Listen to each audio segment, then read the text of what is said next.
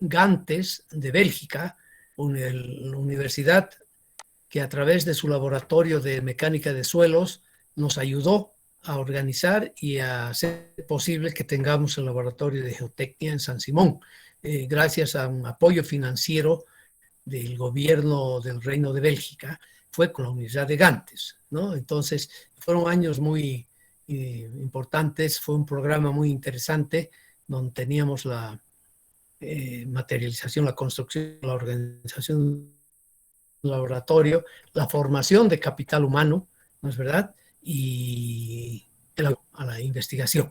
Este año vamos a celebrar entonces el 25º aniversario.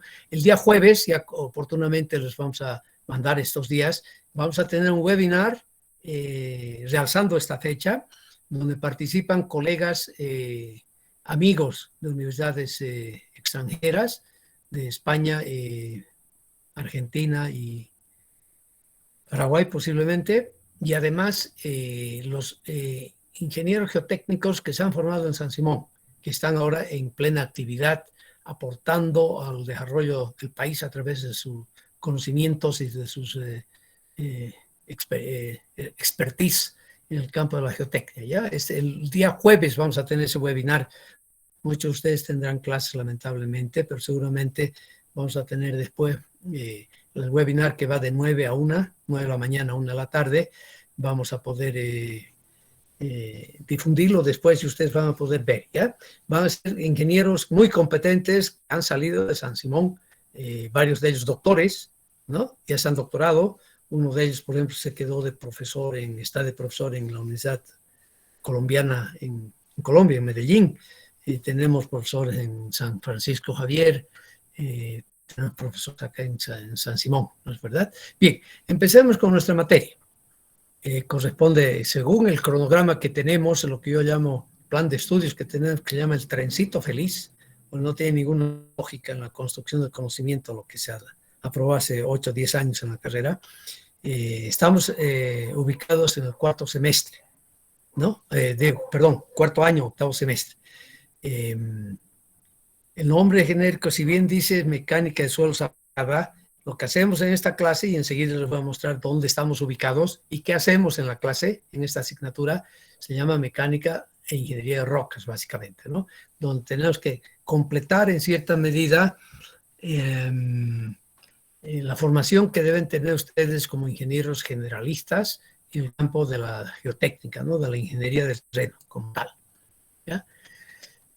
Nuestra carrera tiene sobre todo la necesidad, ¿no?, de responder a nuestra sociedad civil con muy buenos ingenieros que puedan coadyuvar, ayudar, ¿no es verdad?, en una serie de actividades donde tengo muy claro, y no quiere decir que me vayan a llamar capitalista o extractivista, pero tenemos que hacer un proceso de extracción de materias primas y además la transformación, que no tiene sentido exportar y exportar materias primas si no le damos un valor agregado a las cosas, ¿no? Porque esa es la riqueza cabalmente. De ahí tendría que vivir bien el pueblo boliviano. El eslogan que tenemos ahora del vivir bien es muy válido, creo que todo el mundo se hace con entusiasmo, pero para vivir bien necesitamos producir bien, necesitamos recursos para mejorar la salud, la educación, ¿no es verdad?, las condiciones de vida de cada uno de los bolivianos. Necesitamos recursos, necesitamos cómo pagar, cómo financiar eso. Y eso no tiene nada que ver con capitalismo, socialismo, lo que ustedes quieran, tiene que ver simplemente con la realidad de cómo está construido y organizada las sociedades como tal, ¿no? Tenemos que distribuir bienes y servicios, tienen que haber carreteras, tenemos que tener obras que nos permitan un uso sostenible de los recursos hídricos. Ahora más que nunca estamos en esa disyuntiva y ustedes van a ser los ejecutores de muchos planes que tienen que contrarrestar, diría yo, en la medida de lo posible, los efectos del cambio climático, ¿no?, que se nos viene encima, definitivamente. De hecho, en Cochabamba, bueno, siempre hemos tenido en Bolivia una hidrología muy irregular, pero ahora estamos en Cochabamba, por ejemplo, en esos valles, son 3, 4 meses prácticamente que no hay ninguna precipitación. O sea, nosotros estamos condenados, ¿ya?, y a regular las aguas superficiales, y lo que llueve en verano que es de más, si quieren ustedes, tenemos que regularlo, guardarlo, almacenarlo, para usarlo en las épocas de estiaje, que son por lo menos 7, 8 meses, las épocas de sequía como tal, ¿no es verdad? O sea, tenemos muchas tareas, ¿ya? Y lo principal es que satisfacer todas las necesidades primarias y secundarias de la sociedad. Ahí estamos dirigiéndonos nosotros, con ustedes, ¿no es verdad? Los propósitos generales, esto no he querido borrar de esa presentación porque además está en el plan global, lo que tiene que estar en la web del curso, ¿no es verdad? Tenemos que construir a que necesitamos equipos multidisciplinarios. Y enseguida les voy a mostrar cómo es y por qué necesitamos que seamos multidisciplinarios, donde todos ustedes tienen que conocer y dominar recientemente todos los diferentes, yo llamaría ciencias que tenemos en el ámbito amplio de la ingeniería civil como tal, ¿no? Pues nosotros somos los que tenemos que hacer, planificar, diseñar, construir, mantener, y aquí son también de administración entonces, ¿no? Y operar infraestructuras básicas como son vías en general, donde tenemos túneles, tenemos puentes, tenemos viaductos, obras hidráulicas, muy importante, y aquí la geotecnia, lo que vamos a ver ahora, también juega un rol tremendamente importante. Túneles hidráulicos, centrales hidroeléctricas. Actualmente estamos construyendo 2 centrales hidroeléctricas en Bolivia, con un retraso tremendo, pero esperemos que los retrasos no sean tan grandes y que estas 2 centrales, la central de Idirizu, aquí en Cochabamba, a 120 kilómetros, donde ustedes deben de ir a ver alguna vez, las 2 centralitas, 2 caídas hidroeléctricas en el sur de La Paz, en Sudyungas, el proyecto Miguillas, ¿no? Estamos trabajando mucho y las edificaciones en general, ¿no? Edificaciones en todo sentido para albergar cabalmente los sistemas de salud, los sistemas de educación, la vivienda, que es tan fundamental para acá y que estamos todavía muy mal. Aunque en Cochabamba ustedes ven tanto edificio que se hace, o están medio vacíos, o se los hace simplemente como inversión, pero no estamos resolviendo el problema de la habitación, del techo para cada uno de los bolivianos, ¿no es verdad? Un propósito general, un segundo propósito es tratar de desarrollar, de estimular esa actitud crítica que tiene que tener el ingeniero respecto al diseño y la seguridad geotécnica, las obras de infraestructura. Vamos a hacer mucho hincapié en esto porque es fundamental, ¿no? Hemos visto tantos colapsos ya en el mundo, también en Bolivia, mucho se nos oculta, pero tenemos muchas deficiencias o se presentan deficiencias en la práctica misma ya profesional, ¿no es verdad? Y un tercer propósito es dotar a los estudiantes de conocimientos y metodologías actualizadas, ¿no? Que estén al día, pues que estén de acuerdo al estado del arte, como llamamos, ¿ya? De tal manera que ustedes, al finalizar nuestro curso, que va a ser un curso no rápido, diría yo, pero bueno, las condiciones nos obligan a hacer algunos pequeños cambios para lograr llegar al fin del año, al 2022 de diciembre, con todo concluido, ¿no? Y la idea es de que ustedes puedan reconocer las situaciones y los proyectos en Bolivia donde se requiere el conocimiento, la aplicación de la mecánica y ingeniería de rocas. Tener conciencia de los problemas de nuestro medio, ¿ya? Que están relacionados con la geotecnia y la ingeniería civil. Establecer, y esto es bien importante, ese punto 3 como objetivo general y que debe tener el estudiante, establecer un programa de exploración geotécnica para taludes, túneles, presas. Aquí me voy a permitir, ya que estamos leyendo esto, porque algo falta importante aquí, edificaciones.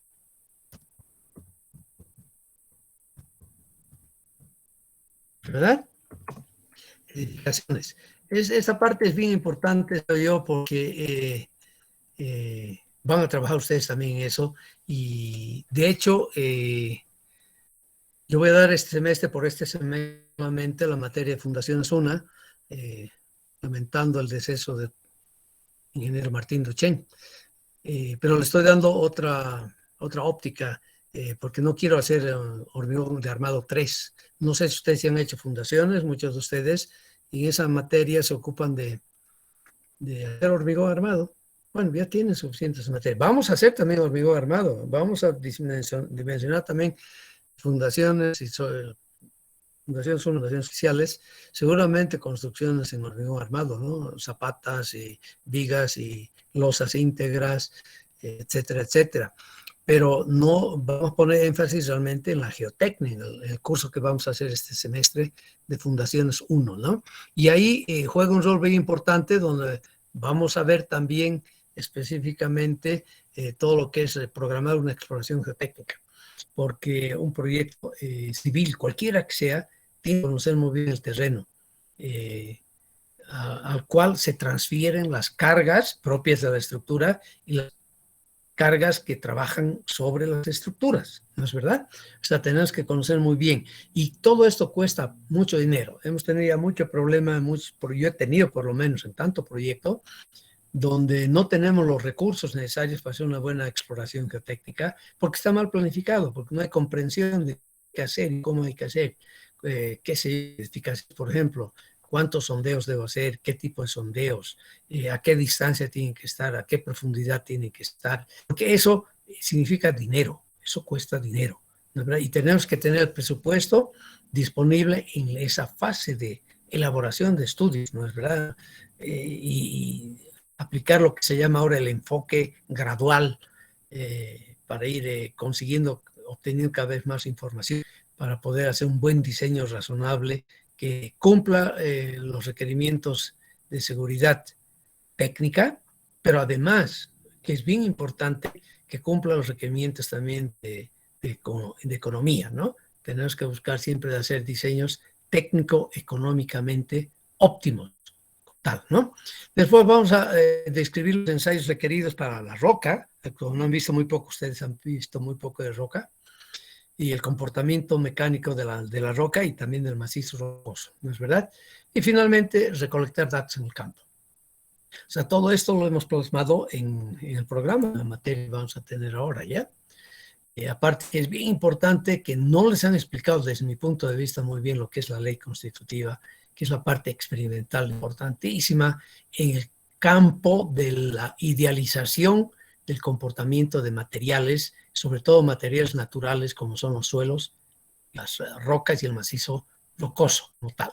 Pues vamos a entrar a aplicar todo esto para resolver excavaciones superficiales, que son taludes, obras subterráneas y vamos a llegar finalmente a concebir, ¿ya? El diseño conceptual de un túnel o de un talud también puede ser, establecer capacidades de campo, o sea, de capacidades de rotura, estados últimos, el desarrollo de fundaciones en macizos rocosos y finalmente voy a hablarles algo sobre la cimentación de presas de material suelto y de hormigón. O sea, tenemos harto que hacer, harto que ver con la idea de que estamos prácticamente en la última, casi en la última materia de la geotecnia, donde redondear un montón de conceptos y aprender cuál es el estado de conocimiento y metodologías, el cómo, pero no el cómo como si nos estuvieran amaestrando para ser autómatas, ¿no? Que es lo que normalmente se hace todavía en San Simón, porque no se enseña, desde mi punto de vista, modesto punto de vista, a pensar, a razonar, sino se enseña a ser automático, autómata, ¿no? Seguir un procedimiento sin entender, ¿no? La cosa es usar una fórmula que no se sabe de dónde viene, por qué está ahí esa fórmula, y aplicarla, ¿no? Y claro, cuando uno no sabe de dónde vienen las cosas, tiene el peligro de cometer errores, sobre todo cuando uno tiene que hacer elección, definir el valor de algunos parámetros que aparecen en las fórmulas y en las leyes constitutivas, sobre todo, ¿no? Bien, nuestro plan global entonces para lograr esos objetivos son esas unidades. Aquí tengo 9 unidades, bueno, una introducción que vamos a ver hoy día. Vamos a hablar de la estructura del macizo rocoso, comportamiento geomecánico de la matriz rocosa, el macizo rocoso. Matriz rocosas es la roca intacta, ¿no? Y vamos a hablar de las investigaciones geotécnicas. Te lo he dividido ahora en dos, voy a corregir eso en el CIS, plan global, en 2 unidades. Porque quiero hablar de investigaciones técnicas en campo Va a haber una unidad 5 ahora, que no he actualizado esta listita, y una unidad 5 que va a ser investigaciones geotécnicas en laboratorio, para hablar de las 5 o 6 ensayos principales que necesitamos en el campo de la mecánica de rocas, ¿ya? Después, una vez con todo ese bagaje de las primeras 4 unidades, que se van a hacer 5 ahora, haremos cómo manejamos el macizo rocoso, importante porque es esa parte de la litosfera que tenemos que aprender a usarla, tenemos que aprender a hacernos pronósticos de formaciones y de esfuerzos cuando hacemos una intervención, cuando ponemos una parte de la litosfera en un estado de desequilibrio transitorio, si quieren ustedes, ¿no? Vamos a hablar sobre el diseño geotécnico, que sí, a mí me parece muy importante porque hay muchas nuevas tendencias en el mundo que han evolucionado, las normas y reglamentos de muchos países y han captado todos estos adelantos y los tienen ya normados. Lamentablemente en Bolivia todavía no tenemos nada. Estamos trabajando hace un par de años a paso de tortuga lenta, los primeros capítulos de la norma geotécnica que deberíamos tener en Bolivia, pero no avanzamos mucho porque no hay interés en la gente y tampoco hay interés en las autoridades, ¿no? O sea, está ahorita paralizado el comité de redacción de normas y reglamentos para la geotecnia. Pero sí, vamos a ver acá que hace 40 años, 30, no, 90, más de 30 años, que los europeos, por ejemplo, en la Unión Europea, decidieron uniformizar totalmente todos los criterios de diseño de todos los campos que hacen a la ingeniería civil, ¿no? Construcciones, desde todo tipo de construcción, la parte estructural, la parte geotécnica, evidentemente, la parte sísmica, o sea, han integrado toda la nueva concepción de cómo se debe tratar el tema fundamental que tenemos, que se refiere a las incertidumbres que nos presenta la naturaleza. De eso vamos a hablar acá mucho. Para después entrar en estos 3 últimos capítulos, a todo lo que es la aplicación de todo eso, ¿no? Para resolver problemas, ¿ya? Okay. ¿Cómo vamos a evaluar? Y aquí yo estaba pensando en voz alta y estaba pensando incluso crear esta distribución que tenemos ahora acá, ¿ya? Para vencer la materia. Tenés exámenes parciales y normalmente se dice que el que tiene un promedio de los 2 parciales mayor a 51 vence la materia, pero aquí es importante los trabajos personales, trabajos de grupo, participación en las actividades, en prácticas que tienen que hacer personales, tal vez de grupo. Están con 15. He estado pensando, todavía no he decidido, honestamente, les voy a comunicar oportunamente si esto lo hacemos 40, 40, 20, ¿ya? Incluso en algunas universidades aquí se da más peso en la parte de trabajo de grupo, ¿no? Que es donde tienen que aprender a sistematizar, aplicar las cosas ya a través de la resolución de problemas que se plantean y en la práctica, en la vida real, ¿no? No tiene que ser teórico. Esto vamos a ver un poco. Los que no llegan al 51% acá en este promedio, entonces dan un examen final que tiene por el momento 85% y se toma en cuenta los trabajos que han hecho durante el semestre también con 15%. ¿Ya? O sea, de hecho, si quieren ustedes, estamos calificando sobre 115%. 115 el puntaje máximo, no es 100 para nosotros, ¿no? Porque si aquí pongo 50 y aquí 15, entonces que ya no se puede más, no sé, tenemos un rendimiento relativamente bajo, les digo, ¿no? Que no me convence, aunque estamos dentro del promedio general de todas las materias, excepto este último semestre que hemos sido aún más indulgentes porque que el grado de aprobación que esté en máximo 20-30%, a mí me parece extremadamente bajo. Eso significa que algo anda mal. Y cuando digo algo anda mal, estamos aquí bailando un tango, ¿no? El tango se baila entre dos, significa estudiantes y profesor, docente. O sea, entre los dos estamos cometiendo tenemos algunas debilidades que tenemos que seguir subsanando, ¿no es verdad? O sea, aquí no se puede decir directamente el mal rendimiento, bajo grado de evaluación, ¿no? Al performance, al desempeño de los estudiantes, ¿no es verdad? Vamos a mantener lo que dice la norma ahorita, que no es tan clara en el reglamento de San Simón, pero en 51 en los dos primeros exámenes, como os he explicado hace un momento, tendría aprobada la nota. Si no, pues tiene derecho a ser final, ¿no es verdad? Esto del 26 puntos en los dos, en el promedio de los parciales, no estamos aplicando, porque prácticamente nosotros no tenemos segunda instancia. Yo lo llamo segundo examen final, ¿no? Porque a veces hay gente que en la segunda instancia hace muy bien, se preparó muy bien y tiene un 70, un 80, pero la norma obliga por 51, ¿no? Y no me parece correcto, ¿no? Si finalmente ha mostrado que tiene el dominio suficiente de la materia y está habilitado, está ya entrenado para resolver problemas, hay que tener la nota que se ganó, ¿no es verdad? Esto, por favor, es bien importante y estamos tomando en cuenta. Necesitamos una presencia de por lo menos 75% en las clases. ¿Ya? Y tenemos cada sesión la lista, entonces controlamos. ¿De acuerdo? Eso es bien importante, por favor, tomen en cuenta que no es nomás inscribirse, no ir nunca a clases, no escuchar, no participar y después tener derecho a dar exámenes.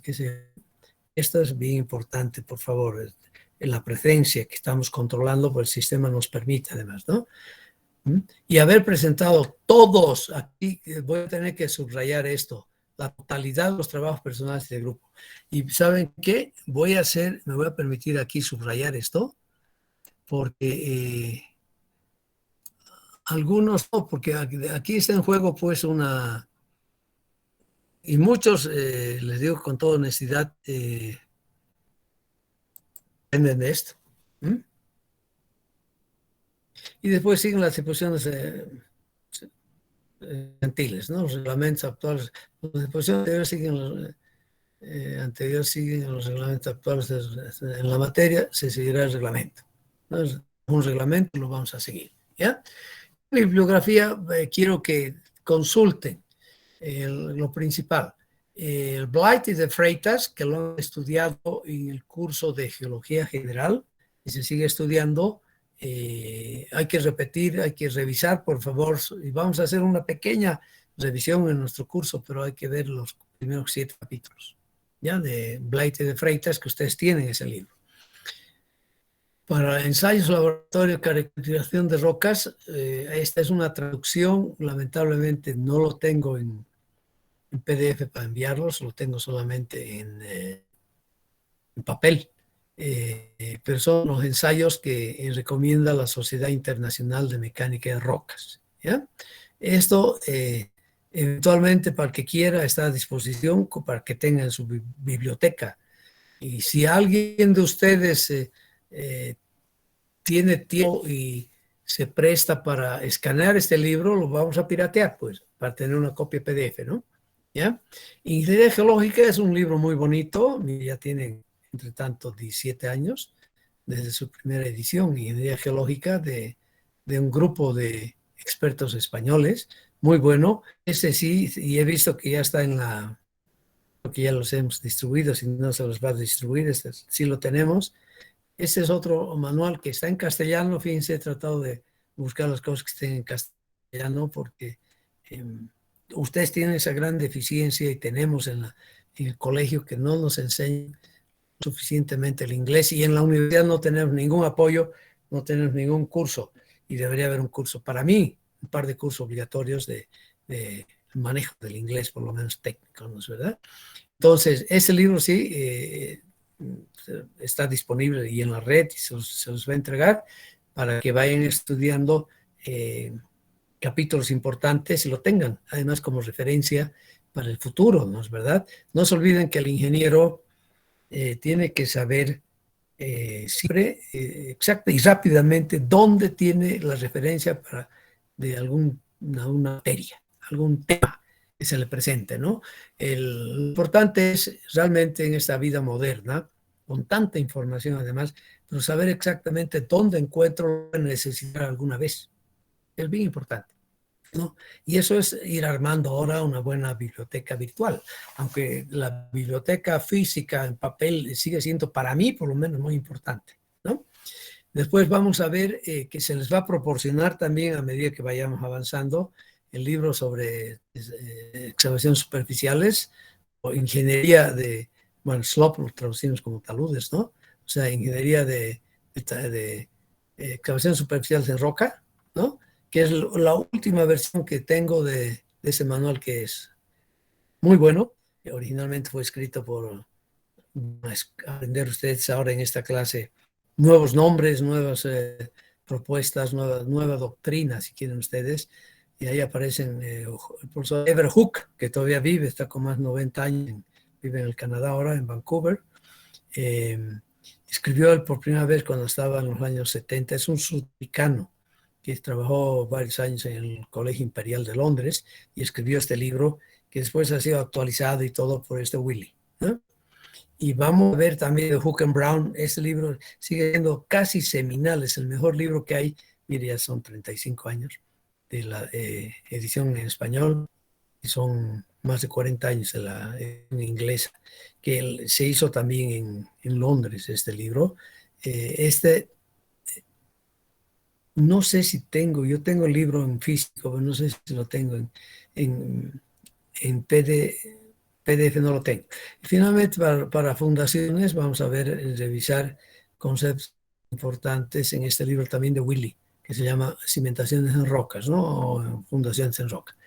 Esa bibliografía, no es que tengan que leer todo eso, porque eso no es para leer y estudiar página por página, sino es la gran referencia donde más de una vez les digo, lee tal capítulo de tal libro para completar lo que se dice en la clase. Y espero que lo hagan.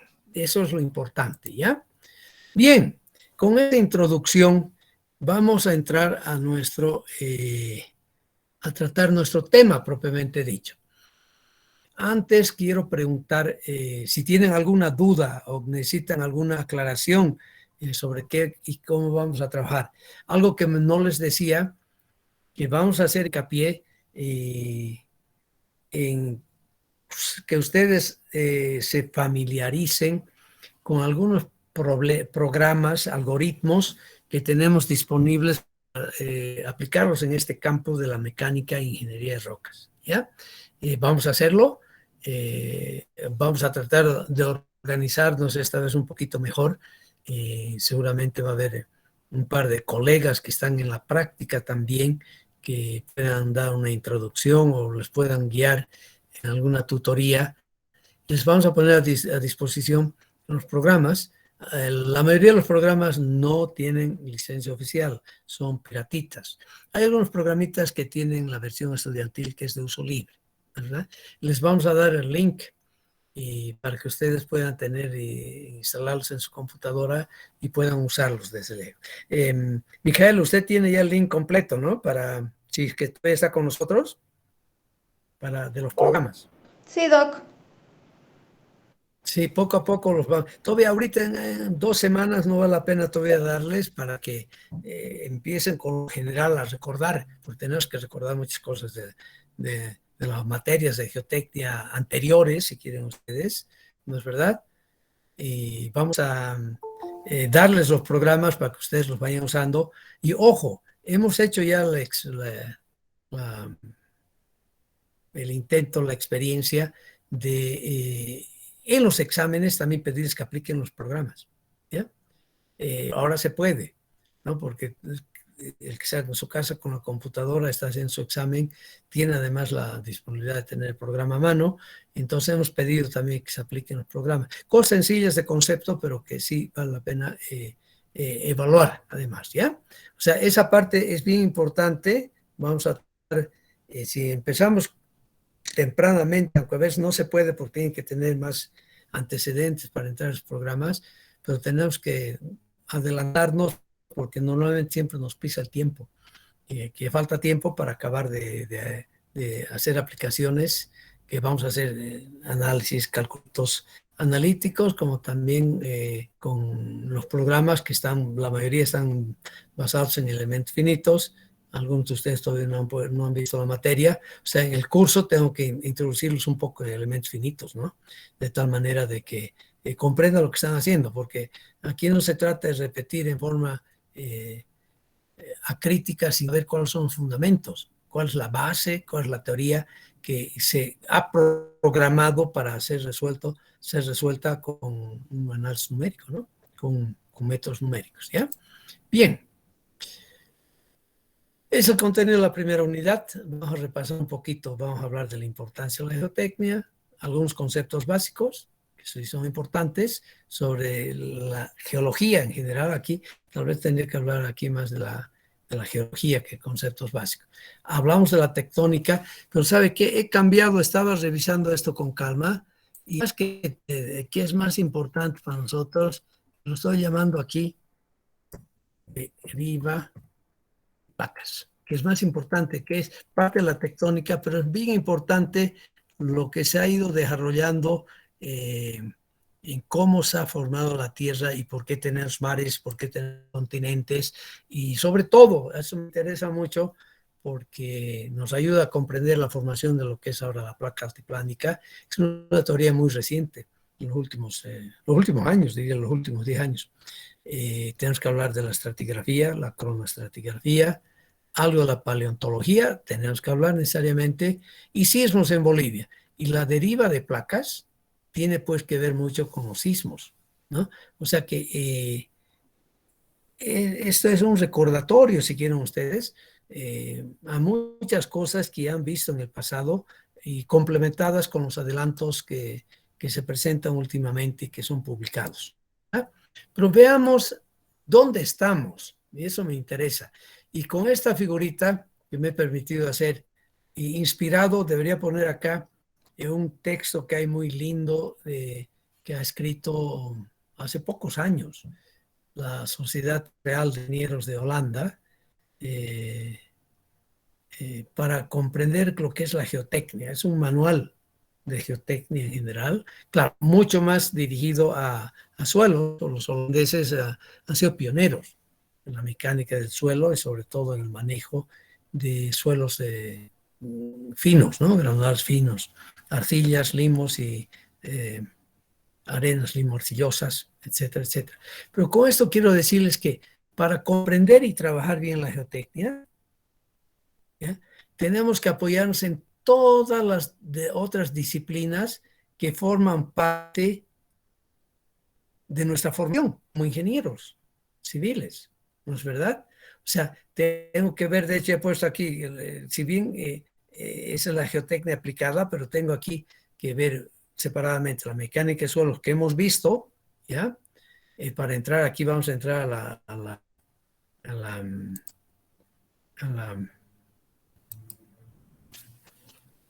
la mecánica roca, pero fíjense ustedes que tenemos acá que conocer todo. Aquí están los 2 años básicos que necesito para poder hacer una buena geotecnia. Ciencia de materiales deberíamos tener, eso está un poco flaco, Simón.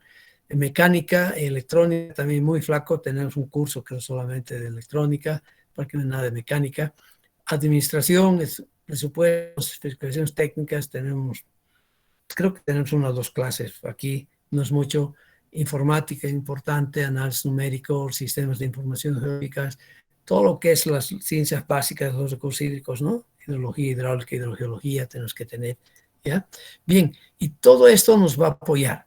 Lo que vamos a hacer en nuestro curso ahora, entrar después de pleno a mecánica de rocas, vamos a recordar aspectos de la geología, que están en este primer capítulo y en la segunda unidad, ¿ya? Para después entrar a trabajar en la geofísica, en los ensayos in situ y el laboratorio. No vamos a repetir los ensayos que se hacen SUS, ¿no es verdad? Sino los que necesitamos para poder caracterizar e identificar muy bien la roca y el macizo rocoso. Para después, una vez que hemos revisado todo esto, que van a ser 2 primeras clases, espero, no, 3 primeras clases por lo menos, para entrar a hablar realmente de la mecánica roca, que son la unidad 2 y 3. ¿No? Tal vez el orden que tengo en las unidades voy a tener que cambiarlo para que sea más didáctico, más comprensivo, porque para llegar a describir todo, en cierta medida necesito de laboratorios, ¿no? Para llegar a esto. Para después hablar, una vez con todas esas bases, más lo que conocemos de suelos, vamos a hablar de los taludes, no tanto las presas, muy poco del diseño de presas, material suelto, que es materia sujeto de una otra materia o de obras hidráulicas 2, ¿no es verdad? Vamos a hablar más detalles sobre obras subterráneas y vamos a trabajar también sobre fundaciones, algo de edificios, pero sobre todo presas y puentes. Ese es un campo muy amplio también de la aplicación que tenemos la geotecnia, pero que la geotecnia nos va a ayudar a comprender entonces, aplicar, resolver problemas que tenemos en la vida cotidiana como estudiantes, ¿de acuerdo?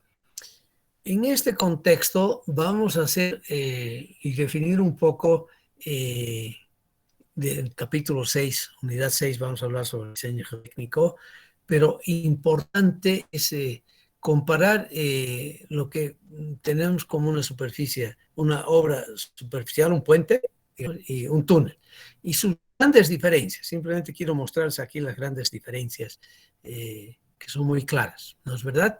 Y nos vamos a referir y después ver con nuevos métodos de diseño, que los llamamos ahora métodos semiprobabilísticos o de las coeficientes parciales de seguridad.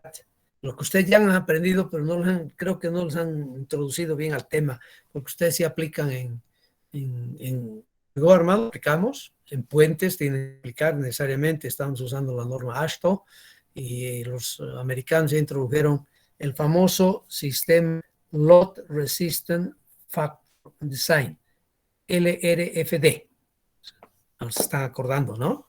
El FRD, que es un método semiprobabilístico. Se toman en cuenta las incertidumbres que se nos presentan, ¿no es verdad? Y aquí hago hincapié en esto. Y quiero mostrarles que son 2 grandes fuentes de incertidumbres que tenemos en una obra. Por una parte, el material de construcción, ¿verdad? Que en el caso de una superestructura acá, hablamos sobre todo de la superestructura, es artificial, es un hormigón que lo fabricamos, se lo controlamos desde el principio, sabemos, ustedes han aprendido a calcular muy bien la dosificación que deben tener, o sea, las proporciones entre cemento, agregados gruesos, agregado fino y ya, para lograr una resistencia determinada de ese hormigón, ¿no es verdad? Una resistencia característica a los 28 días, ¿no? O sea, es artificial y está bien definido. O sea, aquí la incertidumbre es pequeña, aunque hay incertidumbre. De eso vamos a hablar en el capítulo 6. O sea, de hecho, yo soy de la escuela, yo me adscribo a la escuela donde tenemos que hacer una ingeniería que no es determinística. Nada está determinado fijo. Todo tiene una cierta incertidumbre, todo tiene una cierta probabilidad de ocurrencia. Y eso tenemos que, como ingenieros, tenerlo muy claro y saber manejar durante nuestro trabajo de diseño y construcción, de evaluación y construcción de las obras, ¿no? Bien, en el caso de una obra superficial, un puente, por ejemplo, puede ser aquí también un edificio. Tengo el material bien definido. El hormigón, si es acero, es acero. Lo hemos estudiado muy bien, las incertidumbres no son muy grandes. En el caso de obras subterráneas, por ejemplo, el túnel, el terreno es natural, es lo que nos dio la naturaleza, lo que está ahí, ¿verdad? Y de ahí, aquí es tómalo y tómalo, no es tómalo y déjalo, no lo puedo cambiar, está ahí el terreno. Excepcionalmente hacemos alguna modificación para mejorar las condiciones del terreno, ¿no es verdad? Y esto tiene que ser muy bien estudiado y caracterizado. Y aquí tenemos ya una fuente de incertidumbre muy grandes, que tenemos que saber captarla, comprenderla y aplicarla correctamente en todo el proceso de diseño que vamos a hacer. La otra gran fuente de incertidumbres es las cargas de diseño. Aquí también están bien definidas a priori, aunque no tan bien, les digo, porque ustedes que no sé si no han hecho la materia de puentes, que no sé si es materia optativa o es materia obligatoria. ¿Quién me puede decir? Dimensión de estructuras Inge. Ah, no Sí, es, no es realidad. obligatoria. Ve, por ejemplo, yo soy de la opinión que puentes debería ser obligatorio. Lo he hecho como materia obligatoria en mi carrera de ingeniería. He hecho muchos puentes porque diseñé además parte de mi proyecto de grado, mi primer grado de ingeniero fue diseñar un puente un hormigón pretensado,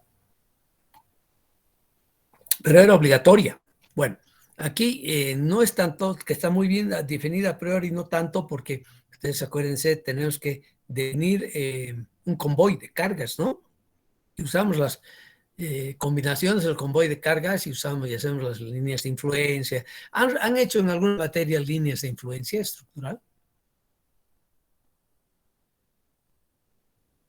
Soy ingeniero en isostáticas y en En estructuras hiperestáticas.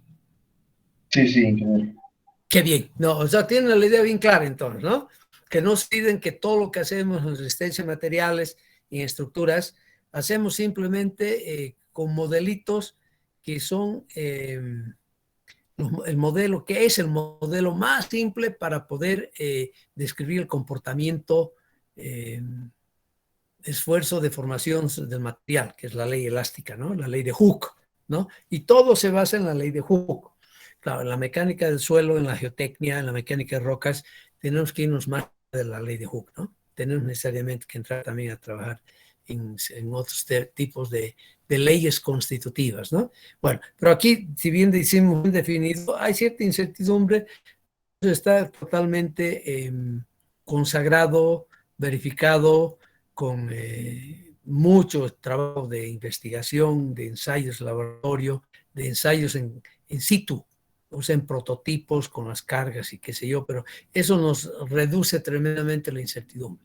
Aquí en obras subterráneas, por ejemplo, no, porque debemos calcular todas las solicitaciones en función del tipo de terreno que vamos a tener. De hecho, si ustedes se fijan, las dos grandes fuentes de incertidumbres que tenemos, la caracterización, el estudio adecuado del terreno, y ojo, anótense por favor, yo tengo una nieta que está haciendo clases en escuela virtuales con ustedes, ¿no? Y tiene un cuaderno tan bien hecho que me ha admirado, la he visto hace un par de días en su clase y usa, pues, hace un cuaderno mejor de lo que podía hacer incluso en clases, ¿no? Porque tiene el tiempo para usar colores, para subrayar, para hacer sus dibujitos bonitos. O sea, toma apuntes y en un orden tal que me ha impresionado, le digo, cómo los van entrenando, ya tiene 9 años, está en cuarto de primaria, yo creo, pero cómo los van ya formando, pues tengan ese hábito de saber tomar apuntes, notas, bien importante. Yo espero que ustedes también estén haciendo eso, que es bien importante, porque, verdad, las slides, las diapositivas que se van presentando son una gran ayuda para conversar con ustedes, para dialogar, que de hecho no es tan diálogo, ¿no? Es otro problema que tenemos serio. Sigue siendo todavía un monólogo que tenemos que transformarlo poco a poco a que sea un poco más diálogo. Tiene que haber más interacción entre nosotros. Pero fíjense ustedes que tanto la primera fuente de incertidumbres, que son los materiales, no se olviden que el terreno es un material de construcción, ¿no? Ya les he dicho, terreno es suelo granular, cuaternario, aluvional, columnar, lo que sea, y también es roca, macizo rocoso. Terreno es todo lo que tenemos ahí en la litósfera donde nosotros trabajamos, que además no es nomás la costrita, la capita superficial de la litósfera, ¿no? Porque normalmente no llegamos pues en casos excepcionales llegamos a 1 kilómetro de profundidad, ¿no? A 1000 metros, que es el caso, por ejemplo, del túnel de aducción de Misikuni, ¿no? donde hemos atravesado formaciones donde tenemos una cobertura, ¿no? Un encape que está alrededor de, si no me equivoco, lo máximo era 1100 metros. Alguna vez cuando estemos en la materia les voy a contar lo interesante que ha sido lo que hemos podido aprender de la construcción del túnel de trasvase de Misikuni, que ahora está en pleno funcionamiento, ¿no es verdad? Tenemos agua en Misikuni. Llega a Cochabamba, llega, pero hasta ahí llegó, porque no podemos distribuirla, excepto lo poco que toma CEMAPA para distribuir en las redes existentes, en las aducciones existentes que tenemos.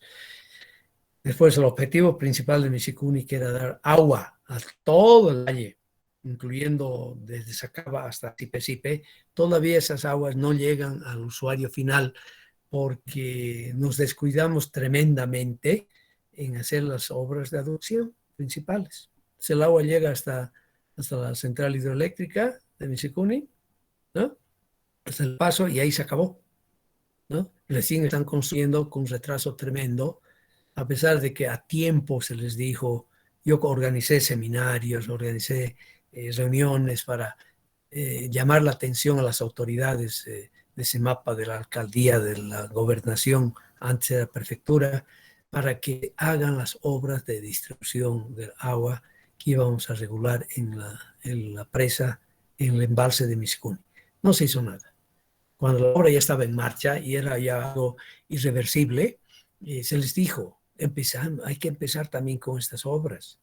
No podemos esperar. Se acabó de construir la presa, empezó a regularse las aguas, a llenarse el embalse, y las aguas, bueno, y no se habían hecho. Recién en forma atolondrada empezaron a tratar de hacer los proyectos que ahora están en curso, están en obra, evidentemente. Hay una línea de aducción muy grande de con una tubería de 1,2 metros hacia Sacaba, y también se está viendo la aducción que va a llevar las aguas hacia la zona de Cochabamba, que es la zona que más necesita, ¿no? A ver, si bien, disculpen que a veces yo me pierdo, pero a veces después me olvido de comentarles a ustedes. Imaginen ustedes, algunos deben vivir en la zona sur. La zona sur paga 35 bolivianos por metro cúbico de agua. 35 bolivianos. 7 bolivianos el turril de 200 litros, ¿no es verdad? Y el precio que tenemos ahorita de agua que nos da CEMAPA por tubería, yo tengo desde hace, no tampoco de una eternidad, ¿no? Agua por tubería, digamos aquí yo vivo cerca de la Católica, en Tupuraya. Nosotros estamos pagando alrededor de 6, 8 bolivianos por metro cúbico. Imagínense que la gente que tiene escasos recursos, ¿ya? Paga fácil 5 veces más de lo que debería pagar. Imagínense ustedes. Y todavía queremos pedirles que se laven las manos cada rato y que las medidas de seguridad y patatín y patatán, ¿no es verdad? Con las condiciones no están dadas. Esa gente sigue sufriendo lo indecible. Y hasta ahorita, teniendo ya fuente, teniendo agua disponible, no tienen agua buena, bonita y barata, si quieren ustedes, porque de eso se trata, ¿no? Los servicios tienen que estar en consonancia, pues, con los ingresos de la gente, ¿no? Pues la gente no puede gastar, según las estadísticas mundiales, lo que hemos usado en la evaluación de proyectos para financiamiento internacional, máximo, una familia, una unidad familiar no debe usar más de 5-8% de su ingreso mensual para cubrir el uso del agua, ¿no? Bueno, pero entonces aquí tenemos grandes incertidumbres.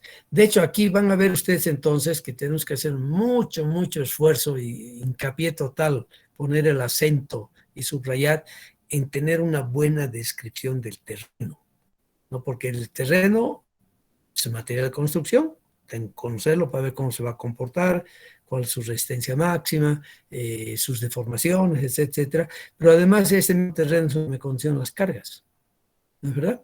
O sea, tengo que conocerlo muy bien, algo que no tengo en las obras superficiales. Aunque, ojo, que el interfase entre la obra superficial, la superestructura y terreno, o sea, las fundaciones, tienen también las características que tengo acá, que estoy anotando en un túnel, ¿no es verdad? Porque la capacidad importante y cómo voy a dimensionar una fundación dependerá, pues, no solo de la superestructura y las cargas que voy a imponer, ¿claro? Pero sobre todo cómo va a reaccionar el terreno, donde estoy transfiriendo las cargas que tienen que ser transferidas en forma segura, cumpliendo los requisitos que tenemos de resistencia, de deformación, de durabilidad. Bueno, eso vamos a ver después, ¿ya? Bien, ¿dónde usamos estas obras civiles de infraestructura grandes? Incluyendo edificaciones que les había hablado hace un momento, ¿no es verdad? Donde tenemos que conocer muy bien el terreno y su comportamiento mecánico, ¿no? Y aquí nuevamente escribo acá lo que acabo de decirles. Los terrenos significan suelos granulares, o sea, los cuaternarios, coluviales también, y aluviales y macizos rocosos. ¿Cuáles son todas esas obras? Para que vean que aquí estamos en todo. Es decir, la ingeniería civil completita entra en lo que es el campo de la geotecnia, ¿no? Tenemos edificios. Tenemos que aprender a diseñar fundaciones. Para eso tenemos dos materias, ¿no? Para fundaciones superficiales, fundaciones 1, fundaciones profundas con pilotes, la materia de fundaciones 2. Otra pregunta que les hago, muchachos, señoritas. ¿Fundaciones 2 es optativa o es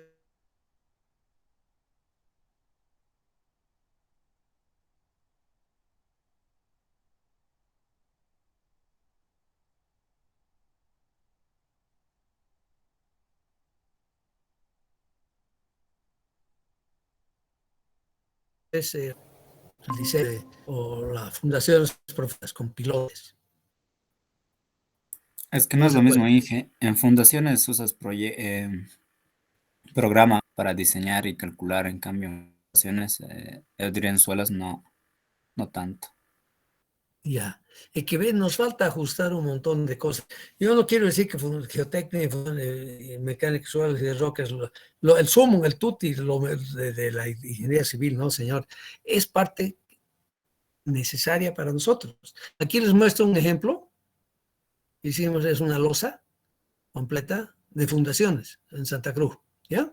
Y bueno, de ahí van a salir las columnas y qué sé yo. De acuerdo al terreno, bueno, eso es para suelos granulares, ¿no? Granular quiere decir todo lo que es suelo propiamente dicho, ¿no? No importa el tamaño de las partículas, o sea, aquí estoy yendo desde arcilla hasta grava, ¿ya? Puentes. En puentes, definitivamente. Aquí les muestro que ya está en plena ejecución el puente o en operación, el puente Curi, un hermoso puente de 250 metros, el camino que va hacia Mizcaiquile, algunos de ustedes lo han debido conocer. Fue muy interesante la construcción de este puente, se lo hice hace unos 7, 8 años, porque nos tocó revisar y rehacer todo lo que eran las fundaciones. Hasta el momento todo funciona bien, por suerte. Incluso se tuvo que rediseñar totalmente el puente. No, yo no lo hice, un colega especialista en puentes, pero fui yo en el equipo, estuve en el equipo y hicimos las fundaciones de los pilotes y de los estribos, ¿no? Como tal en este macizo rocoso. Es un puente muy bonito. Aquí lo ven, completito. Puente es muy bonito. Yo les digo que ese camino es muy precioso, el que sale del Valle Alto, pasa por Arani, se va a Vacas y sigue hacia Puente Cubano, Misque y va a Iquile. Es un camino muy lindo, muy bonito. Es una obra muy bonita esta, que está ahí funcionando, que fue construido por voladuras sucesivas. Muy interesante fue ver esto. Presas. Bueno, aquí tengo que presentar necesariamente la presa de Misicuni, que está en pleno funcionamiento ahora. Este año hemos tenido rebalse, ¿no? Este año en febrero hemos tenido rebalse con sus 120 metros de altura. Es una presa pantalla de hormigón de gravas, ¿ya? Se la llama CFDR, ¿no? En inglés. Eso es concrete face, porque tiene una pantalla de hormigón, que es el elemento impermeabilizante, ¿no? En gravas, ¿no? En suelos que, y en este caso se usaron las morrenas que había en el embalse. Es una presa muy linda, costó mucho, hubo muchos cambios. Alguna vez les voy a poder hablar algo más sobre la presa de Misikuni, que ha sido un gran éxito.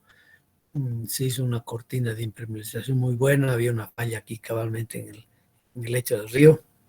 Y de hecho hemos roto esta presa, todos los paradigmas que teníamos, todos los ejemplos de infiltración, porque se ha hecho tan bien el trabajo que la infiltración con embalse lleno no llega a 18, creo que hemos llegado a menos de 20 litros por segundo de infiltración por debajo de la subfundación, subsuelo. Y normalmente se esperaba así en 120 metros litro segundo, ¿no?, de infiltración. Aquí tengo otra presa muy bonita que es la que da agua potable a Iquile, y es del mismo tipo, también con pantalla de concrete face, de pantalla de hormigón. Tuvimos muchos problemas en esta presa, pero no de carácter estructural, sino simplemente el macizo rocoso muy difícil. Son rocas ordovícicas. Enseguida vamos a repasar eso un poco, ¿no? Túneles, uy, uy, uy, túneles, que es un ejemplo de cómo no se deben hacer las cosas. Es el túnel en Cawasi, en la carretera Jaime Mendoza, en el sur de Chuquisaca, que está entre Muyupampa, o Villa Guzmán, que se llama, y Pati, que es en Santa Cruz. O sea, prácticamente está en el límite de los departamentos, se cambió la sección, etcétera, etcétera. Este túnel hace 3 años, 4 años, o sea, el 2017, todavía está 2018, 3 años que está paralizado, no se acabó de construir, faltan 200 metros para concluirlo. Seguramente cuando hablamos de túneles tengo que mostrarles esto también. He presentado un par de congresos de esto, hemos tenido muy buenas discusiones, cómo no se deben hacer las cosas, ¿no?, que sí hemos hecho en Bolivia, ¿no? Y ese es el portal del túnel San Rafael, primer túnel carretero largo que construimos en Bolivia, el camino de La Paz hacia Caranavia, el norte, ¿no?, que tiene una longitud de 1.374 metros. Es su portal, el portal al lado sur, ¿no? Entramos por acá, bueno, un puente, se lo construyó el año 1995. Este túnel ahorita está en servicio, recién se ha acondicionado sus sistemas de ventilación y sistema de iluminación, ¿ya? Tenemos también muchas excavaciones superficiales, miren ustedes. Aquí les presento, mire, ya hace más de un año. Voy a mejorar, yo creo, esta fotito, aunque les digo que la última vez que estuve en el proyecto de Ibirizu, son 3 meses, 2 meses, ¿no? Sí, excavaciones muy importantes para tener el portal para excavar el túnel de aducción, ¿no? Aquí tenemos excavaciones importantes, significativas, excavaciones en carreteras, ¿no?, donde tenemos que estudiarlas.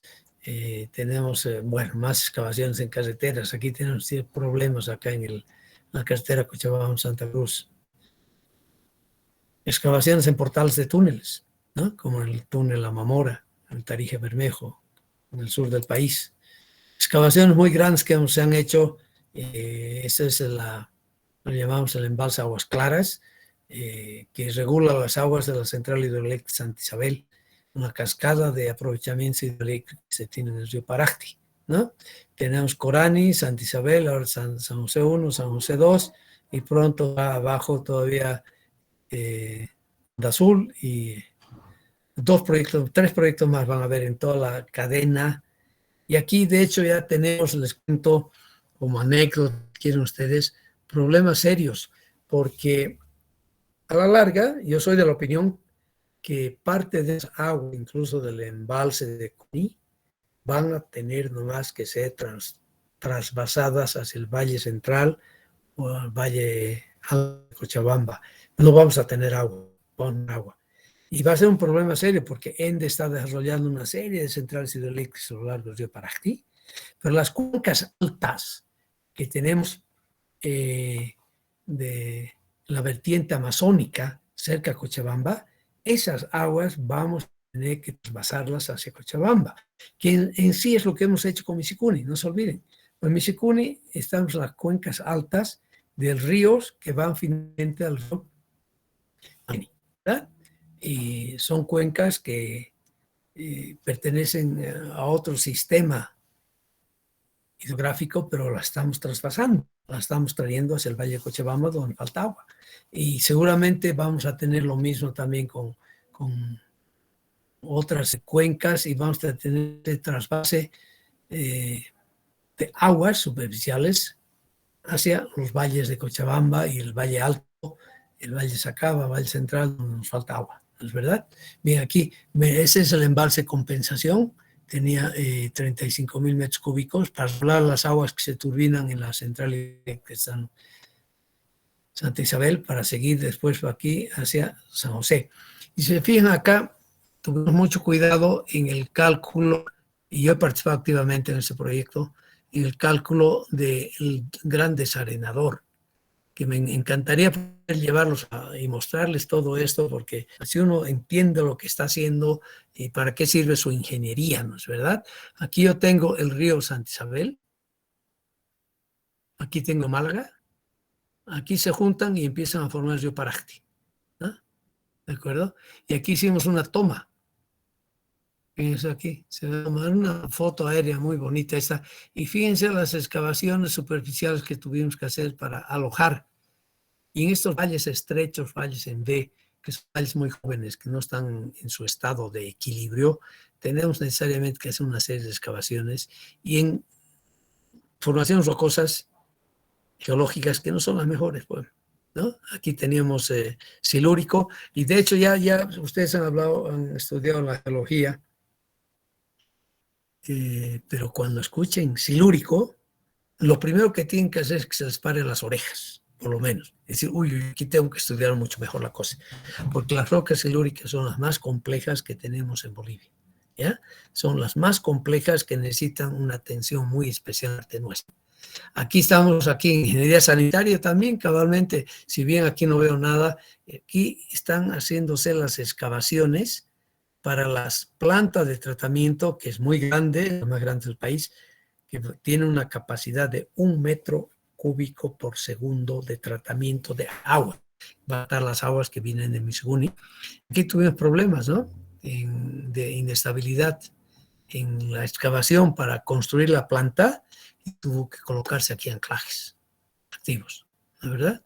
O sea que tenemos también, o sea, estamos incorporados, introducidos en todas partes, como tal. O sea, si ustedes ven entonces, les estoy mostrando la importancia que tiene para nosotros, para el país, para satisfacer las necesidades que tiene la sociedad, nuestra ingeniería y la ingeniería geotécnica como tal, ¿no es verdad?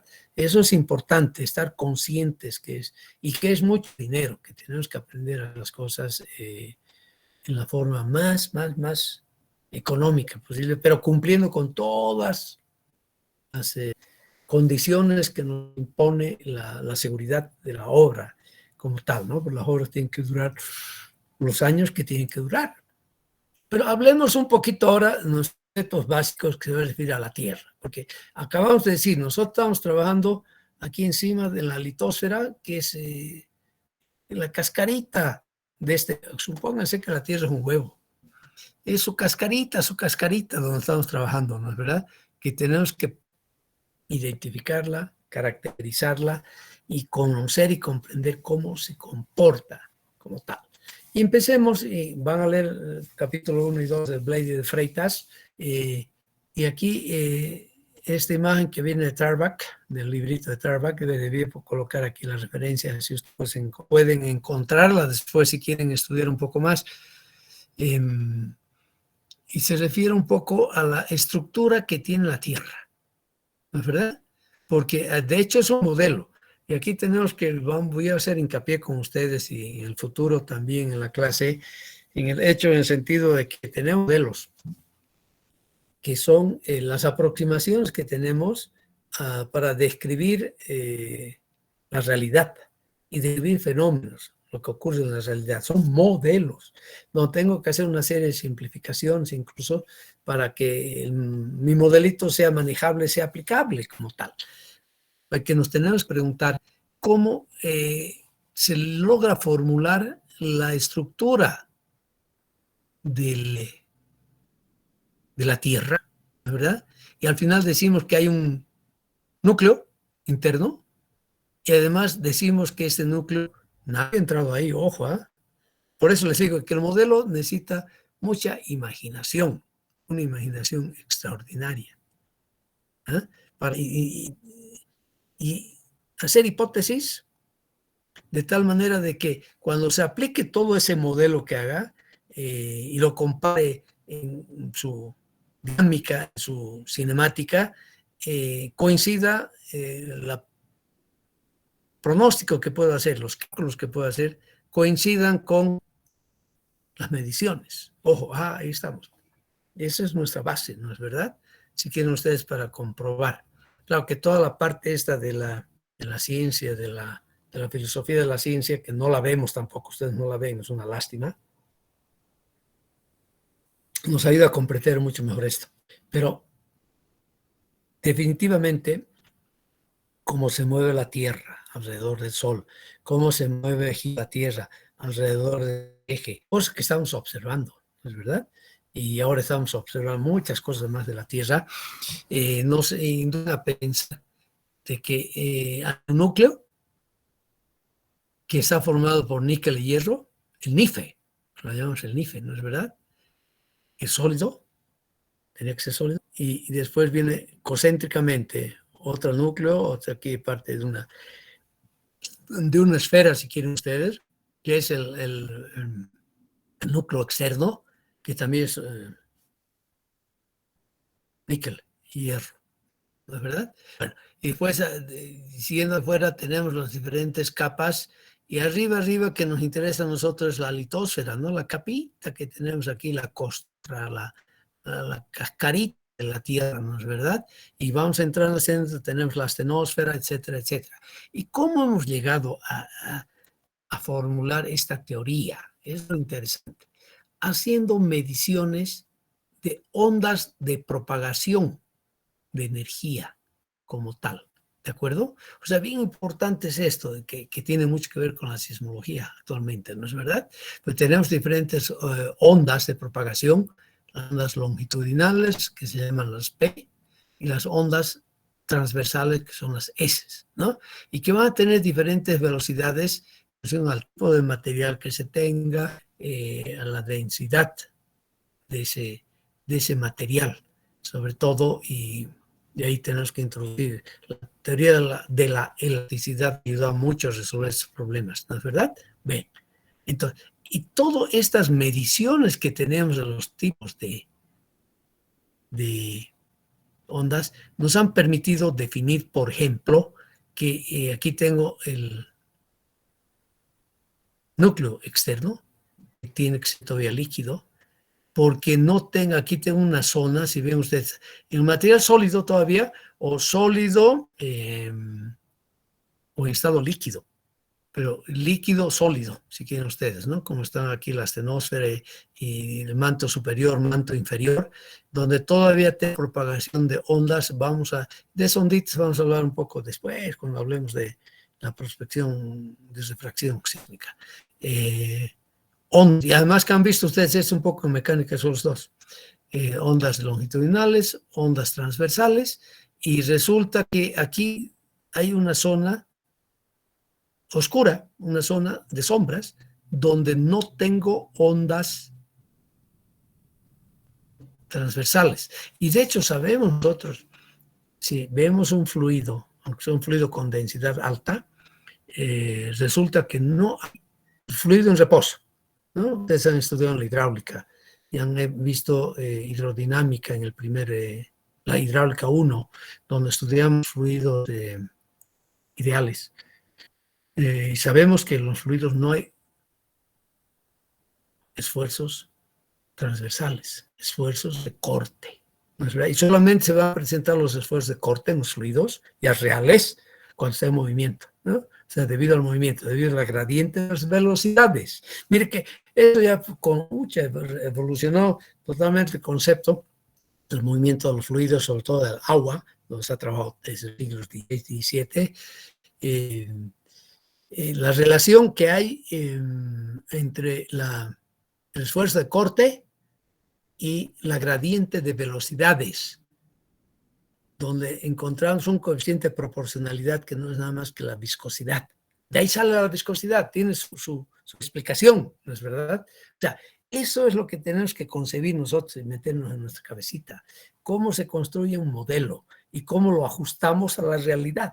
Que esos coeficientes que, en este caso, coeficiente de relación, lo encontramos ya experimentalmente, ¿no es verdad? O sea, tenemos una estructura entonces de la Tierra. Y de acuerdo a cómo se mueve la Tierra alrededor del Sol, se mueve sobre su eje, tenemos además el campo gravimétrico de magnetismo natural, ¿no es verdad? De lo cual vamos a hablar un poquito más cuando hablemos de mediciones de campo, porque usamos una brújula. La brújula me da el norte magnético, no geográfico. O sea, hay una declinación determinada que tengo que tomarla en cuenta cuando hago mis cálculos y cuando hago mis mediciones. Ok. Bien, viendo toda esta Tierra, habiendo concebido Porteo, además, ojo, porque esas distancias acá, los radios que tenemos, bueno, este radio sí de la Tierra lo conocemos más o menos, ¿no? 6.670, ¿no? Kilómetros, más o menos. Y las zonas diferentes acá, al final se la calcula haciendo toda la cinemática de la Tierra, cinemática dinámica, sin duda, y llegamos a la conclusión de que la Tierra tiene que tener una densidad promedio 5.51 gramos centímetro cúbico para moverse como se mueve. Y hemos llegado a ese valorcito, porque yo les puedo asegurar que no es nada fácil agarrar un globo terráqueo, un planeta, una cosa, sacar después agarrar y sacar su volumen con los diferentes métodos que tenemos y sacar de ahí su densidad, ¿no es verdad? Imposible, ¿no es verdad? Definitivamente imposible. O sea, todo es en forma indirecta, todo en forma inductiva. Y hemos llegado a la conclusión entonces de que las distancias, las densidades que tiene que tener material aquí. Y así, por ejemplo, cuando hablamos de nuestra corteza terrestre, ¿ya? Es bien importante, ¿qué es lo que nos interesa? ¿No? O sea, la corteza o la litosfera, la crust es la superficie totalmente externa, como tal, ¿no? Manto inferior, manto superior, y aquí están los dos. Hace rato me equivoqué. Les he dicho, bueno, ojo, además depende de la literatura y de cómo se ha sistematizado el conocimiento. Si se acuerdan, a ver, hace 5 minutos les decía, el radio de la Tierra es de 6.370. Aquí en esta gráfica aparece 6.378. Me equivoqué con 8 kilómetros. ¿Ah? Bueno, en este tipo de mediciones, a decir verdad, sobre eso no vamos a pelear, porque no tiene sentido, ¿no es verdad? Pero esos son los espesores de estas capas que tenemos, ¿no? Y fíjense muy bien, hace un momento también hablaba de eso con usted. Tengo el núcleo, que es sólido, y tenemos el núcleo exterior, que es fundido, porque las temperaturas son tremendamente grandes, ¿no es verdad? Bien, pero todo esto, lo que nos interesa a nosotros como datos es, tenemos la isostaquia, que no lo he escrito acá, por favor, lean nuevamente ese capítulo 1 del libro de Fleitas, que van a repasar lo que ustedes han visto hace 3 años, ya unos 3 años más o menos, en la llamada materia de geología general, que lo llaman, materia que está mal ubicada ahí al principio de los estudios que ustedes tienen. Al principio de los estudios que ustedes tienen, yo pienso que hay que darle duro a matemática, física, química, a aprender a modelar, modelación. Ahí sí debemos estudiar la filosofía de la ciencia, ¿no? La epistemología, por ejemplo. Ahí deberíamos comprender bien y qué hace el ingeniero, cómo construye modelos que le permiten describir razonablemente el comportamiento de la naturaleza en sus diferentes fenómenos, ¿no es verdad? Ahí es donde deberíamos formarnos, amoldar nuestra cabecita en métodos realmente científicos, el conocimiento científico como tal, porque no somos marionetas que van repitiendo alegremente las cosas. Y se nos enseñan matemáticas, un idioma tan lindo, tan profundo, que nos enseña a describir con símbolos, finalmente después formulitas, ¿no es verdad? Fenómenos de la naturaleza, lo que observamos con el ojo. Ojo, que está bien limitado, ¿no? Porque hay una sola realidad, hay que preguntarse. Y yo digo, no, hay tantas realidades como personas ahí que tienen la capacidad de raciocinio, ¿no es verdad? Porque todo lo que nosotros vemos, percibimos y traducimos a través de nuestra formación, nuestra enseñanza, nuestro desarrollo, a través de los sentidos, ¿no? Lo que veo, lo que escucho, el tacto, el olfato, ¿no es verdad? O sea, tenemos pues unos sensores que me traducen la realidad y que se la interpretan en el cerebro, ¿ya? Bueno, pero igual, aquí nos ponemos de acuerdo, porque si miles de entes con raciocinio finalmente llegan a la conclusión que están observando lo mismo, que están midiendo lo mismo, bueno, eso se verifica y se lo hace, es una hipótesis válida que puede ser transformada en el proceso del tiempo y de las investigaciones, ¿no? Pero nos ponemos de acuerdo. O sea, la cuestión es aquí ponerse de acuerdo en muchas cosas, ¿verdad? Bien. Y tenemos entonces que esta nuestra litosfera, la crust litosfera, tiene espesores diferentes. Los continentes, tenemos debajo de los continentes, no es más de 25 a 50 kilómetros de espesor tendría. Y debajo de las cordilleras tiene 60, 70. Es cabalmente la isostaquia, que permite que esté en equilibrio toda la formación de las cordilleras que podemos tener, ¿no es verdad? O sea, tiene que haber un equilibrio.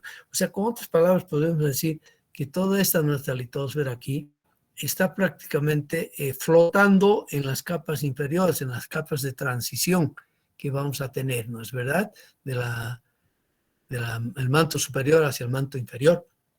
Y sí hemos visto claramente, y eso vamos a ver en nuestras rocas también, que las rocas aquí en los continentes son rocas graníticas sobre todo. Tenemos que repasar eso en la segunda unidad. Ustedes ya han aprendido eso y hemos visto, pero vamos a repasar un poco. Y donde se tiene una presencia dominante de silicio y de aluminio. Silicio y aluminio en los continentes. Entonces, a esta capita, a esa costra que tenemos acá sobre los continentes, la llamamos CIAL. De ahí viene, pues no se olvide que en cada ciencia, en cada disciplina, se introduce una serie y se define una serie de palabras. La verdad, en este caso estamos definiendo el material rocoso, las rocas que componen, el sólido que componen aquí la litosfera sería el CIAL. ¿Ya? Que es silicio y aluminio. Mientras que debajo de los mares, ¿ya? Cambia esa constitución dominante, donde hay más silicio, magnesio. A eso lo llamamos cima. Lo llamamos cima, debajo de los mares, ¿ya? Y también varía la densidad. Pues grosso modo, la densidad en los continentes está en el orden de 2,7 gramos centímetro cúbico. Mientras que en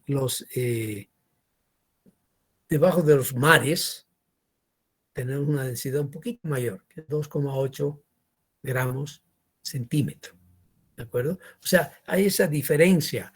De todas maneras, ¿por qué es tan importante tener este orden de magnitudes, por favor? Porque, lógico, sobre todo en el CIAL, que porque nosotros estamos trabajando en el CIAL, ¿no es verdad? En las rocas graníticas continentales.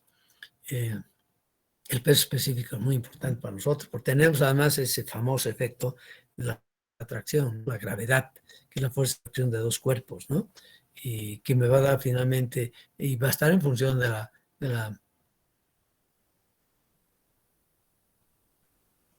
densidad como tal, aplicando el segundo postulado de Newton y además la fuerza de atracción, ¿no? Entre dos cuerpos que hay, y va a estar siempre alrededor de 2,7 gramos centímetro cúbico.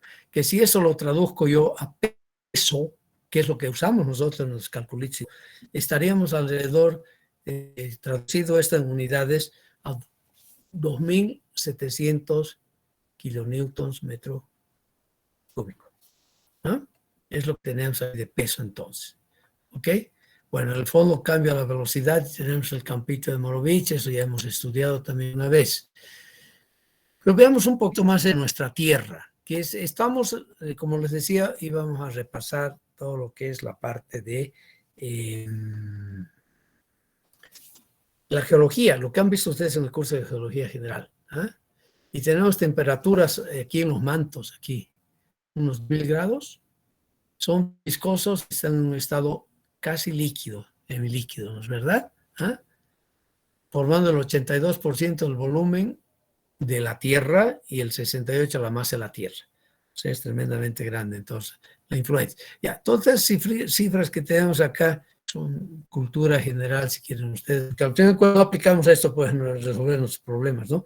Pero sí tenemos que comprender, mi intención es que comprendamos que tenemos un modelo, que hemos formado un modelo y hemos hecho su distribución, el tipo de materiales que tenemos y qué sé yo, en base a la aplicación de los principios básicos que adoptamos a sugerencias, si quieren ustedes, de grandes investigadores y científicos, en este caso de Newton, ¿no? De Isaac Newton, que fue el que descubrió, pues, se dio cuenta, una mente iluminada, de las que hay poca en el mundo, en la civilización, pero 1 o 2 cada 100 años, como ha sido Newton, como ha sido Alberto Einstein, ¿no? Oiga, entre paréntesis, a quien le interese, leyendo un libro cabalmente de geotecnia, libro reciente, encuentro una referencia sobre algo que había dicho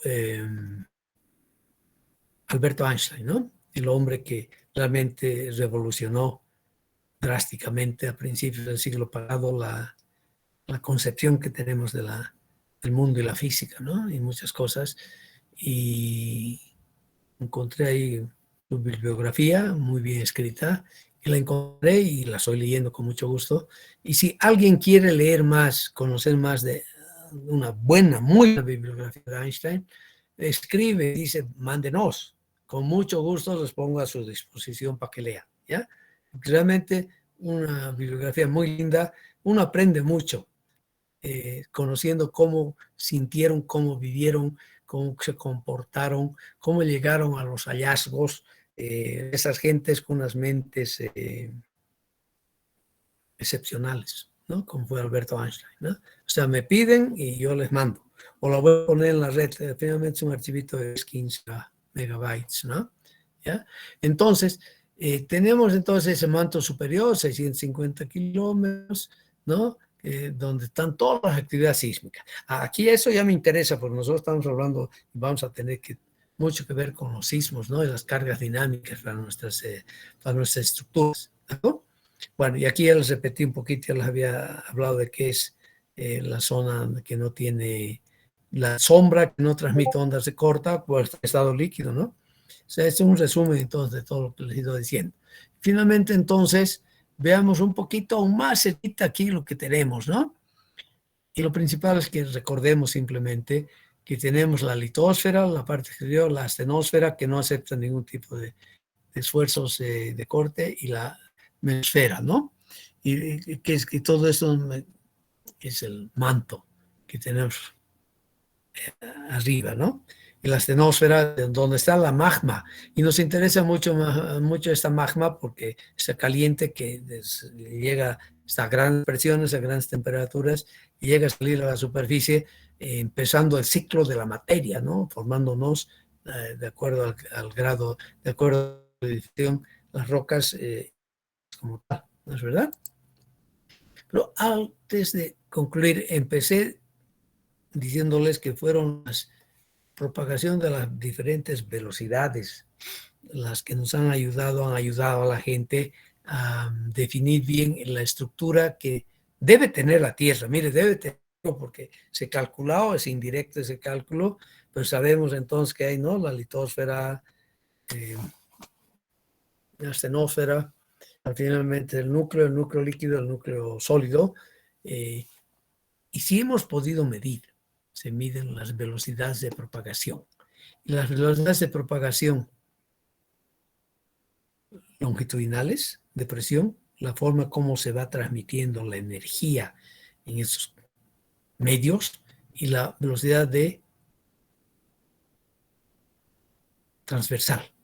Y en la parte superior, piensen ustedes, y es importante que tengan ustedes, los rangos de estas velocidades, ¿no es verdad? Aquí el rango de la velocidad P, que ya son del upper mantle, pero fíjense, van de 2,6, más o menos, y 2,6 kilogramos. Perdón, estoy aquí. Porque esta negrito que no está bien marcado aquí, márquense, por favor, habría que poner una leyenda. Esto se refiere a la densidad, ¿ya? Sigma. La densidad evidentemente está más o menos 2,7, ¿eh? Y va incrementándose, o sea, el material se va haciendo cada vez más pesado, ¿eh? Para llegar aquí al límite del manto superior a tener una densidad de alrededor de unos 4,5, ¿no? Mientras que la velocidad de propagación, fíjense aquí, va subiendo de 4 kilómetros segundo y al upper mantle llega a algo más de 6 kilómetros segundo. O sea, ¿eso qué me dice? Aquí arriba en el upper mantle no puede haber pues velocidades de propagación más grandes que unos 6 kilómetros segundo, o sea, 6.000 metros segundo. Y esto les muestro a ustedes porque hace muchos años, cuando se hacía la geofísica para un proyecto en Miskane, hicieron un estudio de refracción sísmica, me aparecían con velocidades de 11.000 metros segundo, o sea, 11 kilómetros. Yo le decía al ingeniero que era geofísico, especialista y qué sé yo modestamente ingeniero civil solamente y con la geotécnica, la hidráulica en mi bolsillo, le decía, algo está mal. Porque esto es imposible. No, pero miren mis cálculos. Me decía, no, sus cálculos deben estar muy bien, le decía. Entonces lo que está mal es su instrumento, ¿no es verdad? Porque es imposible que yo esté midiendo aquí una velocidad de propagación de 11 kilómetros. No puede ser. Si la roca intacta, la más competente, la más macanuda, la más dura, una roca ígnea muy sana, con una porosidad mínima, etcétera, etcétera, no llega a 6.000, 6.500 metros segundo. Y si es un macizo rocoso, aún mucho menos, porque tengo las discontinuidades ahí, ¿no es verdad? Tengo el fracturamiento ahí, o la alteración de esas rocas en la superficie. O sea, eso me es imposible. Disculpe, no puede ser, revise. Bueno, evidentemente su aparato no estaba calibrado, o sea, me estaba leyendo cualquier cosa. Y eso les cuento a ustedes porque cuando hacemos trabajos en el campo, tenemos que pensar siempre y analizar, es decir, críticamente los resultados que vamos obteniendo. No es nomás anotar cualquier disparate. Y es una recomendación a todos ustedes, cuando hacen un ejercicio y qué sé yo, comprueben, vean indirectamente, analicen sus resultados, no lo anoten como resultado y por lo tanto queda demostrado, punto. No, hay que hacer ese análisis lógico, crítico, de comparación, de lógica en las magnitudes. Acuerdo lo que usted va aprendiendo en la vida, va adquiriendo experiencia, conocimiento actualmente en este su proceso de formación. Tiene que hacer eso, ¿no? Porque, mire, el proceso de formación ahora que ustedes tienen, a lo cual están sometidos, es tremendamente importante en su vida, ¿no es verdad? Como ha sido también los 12 años de la escuela primaria y secundaria, aunque aquí en la universidad, los 5 años promedio que todo el mundo dedica un poco más, no se olviden que estamos usando, caramba, si decimos que la esperanza de vida es de 80 años, ¿de acuerdo? 80 años. 4 o 5 años son 5 o 6% de su vida que lo está gastando, que está usando muy positivamente, no es un desperdicio de ninguna manera, para consolidar sus conocimientos, ¿no? Para formarse. Y la formación tiene que ser íntegra. No se olviden eso, por favor. Tenemos que afianzar, cimentar sólidamente principios y valores también, ¿no? ¿Por qué estamos tan mal como país en muchos otros países? Porque se han ido disipando, desapareciendo ciertos principios y valores que antes los obteníamos mal que bien a través de las iglesias, a través de la doctrina, nosotros que nos han criado acá en Bolivia, en Sudamérica en general, en la doctrina de la de la Biblia, de la Iglesia Católica, sobre todo romana, que ya no es tan romana, sino es más romántica, ¿no es verdad? Ha habido mucha pérdida también de valores, pero había algo sólido ahí, ¿no? Y con los 10 mandamientos esos que son universales para mí, el primer legislador fue nomás don Moisés, que se inventó sus 10 que le dieron, dicen, unas tablas, unos pedazos de roca en la montaña y bajó con sus 10 mandamientos, pero tienen tanta verdad esos mandamientos, excepto los 2 primeros que dejo eso a la creencia de la gente, ¿no? Pero los otros 8 mandamientos son importantes, ¿no? Que hacen posible la convivencia, ¿no? Hasta eso se va perdiendo en una sociedad y como la nuestra, por eso tantos feminicidios, tantas atrocidades que escuchamos, ¿no? Se va perdiendo. Pues no estamos consolidando principios y valores, ¿no? O sea, buen comportamiento, tantas cosas. Alguna vez tendremos que hablar más de eso. Ahora estamos hablando de cosas técnicas, pero tiene mucho que ver. Tienen entonces que siempre analizar los resultados que puedan tener, ¿ya? Bien. Pero ahora hablemos un poco de la deriva de placas. O sea, tenemos una bola, al final de cuentas, muy linda, ¿eh? Realmente fascinante, que hay cosas que tenemos que seguir estudiando. Y ojo, para nosotros como ingenieros, que tenemos que tener esa posición siempre crítica a las cosas. No hay nada absoluto, a decir verdad. La ciencia sigue en evolución, se sigue investigando, se van mejorando, perfeccionando las cosas. O sea que aquí no se acabó el mundo. Yo les digo esto y como anécdota, cuando empecé a organizar los laboratorios de hidráulica y de geotecnia en San Simón, tuve colegas que me decían, ¿para qué pues? Así textualmente, ¿no? Y así con desdén, con desprecio. Eso ya se ha investigado. ¿Para qué quieres laboratorios? Esa era la posición de gente que estaba en San Simón y estaba en la carrera de ingeniería civil manejando la carrera.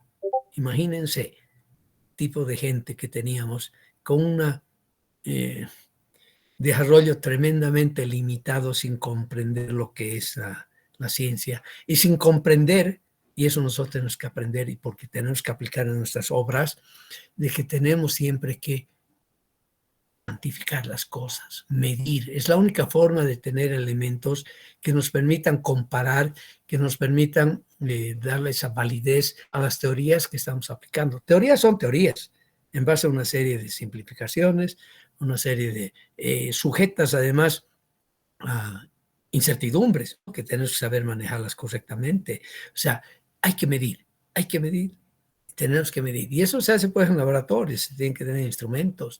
Actualmente tenemos cosas muy lindas en San Simón, hasta 2 microscopios electrónicos de primera que no los estamos usando como debería ser, ¿no? Uno que está en la carrera de física en la facultad y otro que está en la facultad de agronomía, ¿no?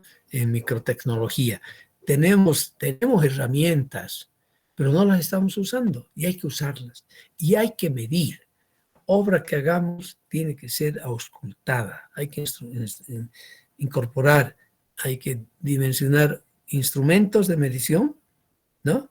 Transcriptores, si quieren ustedes, y medir. Y eso voy a comparar con el resultado de mis teorías, de mis modelitos, para ver si mi obra se está comportando de acuerdo a lo que yo he predicho, de acuerdo a las teorías que he aplicado. ¿No es verdad? Eso es bien importante para nosotros, que tenemos que medir. No es que ya todo está hecho y todo está dicho, falta mucho por hacer. Aquí va a jugar un rol muy importante en ese. Alguna vez me ha gustado quedarme mucho tiempo hablando de la formación del universo y que todo está en cuestionamiento. Ustedes saben muy bien, hay varias teorías que hablan de que el famoso Big Bang, o sea, ese gran estallido que se lo considera como inicio de todo lo que tenemos aquí en el firmamento, ocurrió hace 4.600 millones de años, otros dicen 13.600 millones de años, en fin. Pero sí tenemos algo concreto que vamos a revisarlo todavía hoy día, que se ha ido formando todo poco a poco, ¿no? que era una gran nebulosa y se fue formando, se fue consolidando, se fue solidificando esos materias. En ese entonces eran simplemente elementos y se forma finalmente la Tierra. Y tenemos finalmente, y eso nos interesa a nosotros, o sea, vamos a revisar solamente la parte que nos interesa, que es orden práctico para comprender algunos fenómenos que tenemos además y comprender mejor nuestra estratigrafía, ¿no? Pero en todo ese historial, y tenemos varios métodos además para determinar edades en millones de años, estamos hablando de escala geológica, ¿verdad? Pero resulta que hace unos 335, 340 millones de años, al final la Tierra ya formada, sólida, seguramente ya tenía su núcleo, tenía su todo, pero se deduce que era un gran continente. Había un solo continente, lo que llamamos Pangaea, y un solo océano, Palasa. ¿No es verdad? Que fue entonces, imagínense, hace 335 millones de años, decimos, en el periodo carbonífero. Enseguida vamos a repasar la columna cronoestratigráfica para ubicar mejor dónde está ese carbonífero, ¿ya? De hecho, ya sabemos que está en Paleozoico, pues vamos a ver eso, ¿no?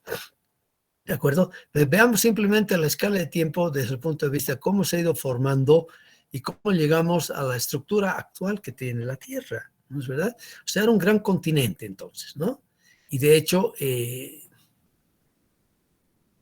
una capita delgada además, hemos dicho eso además, ¿no es verdad? Tenemos la litosfera, la astenosfera, o sea, y todo eso, claro, se está moviendo en esa sustancia licuosa de gran densidad, si quieren ustedes, y además a grandes temperaturas. Eso es bien importante, ¿no es verdad? ¿Ah? Entonces estaban ahí. Y empieza entonces, poco a poco, la separación. Se rompe ese gran continente que teníamos, la Pangaea, ¿no? Del Carbonífero. Y se forma de repente aquí dos grandes continentes, digamos. Al norte, lo que llamamos la Eurasia, esa es toda la teoría que se tiene, y al sur, Gondwana, ¿ya?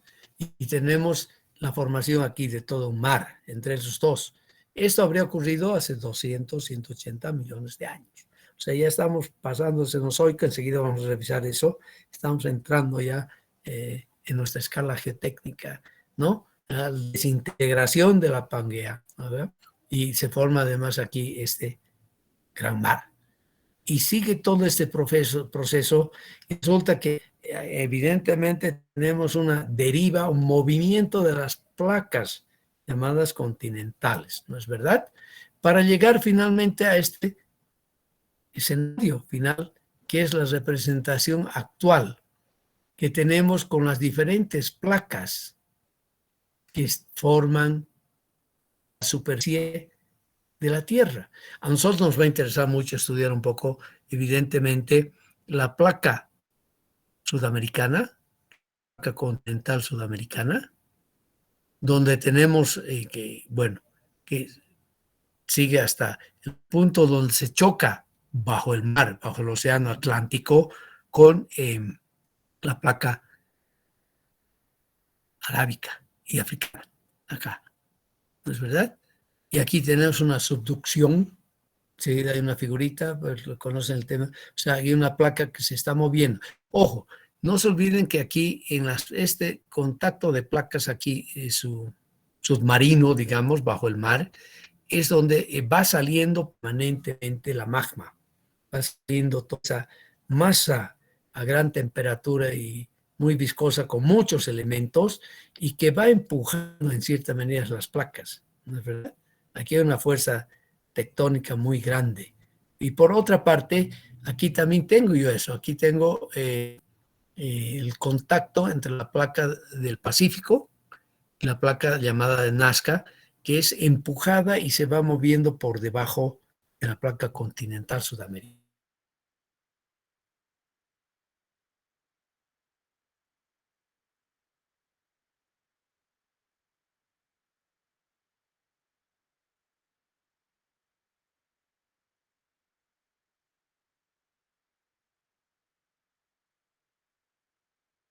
volcánica, grandes deformaciones. Bueno, y deformación para nosotros en el ya material sólido, ¿qué significa? Almacenamiento de energía, ¿no es verdad? Estamos almacenando energía. Y almacenar esta energía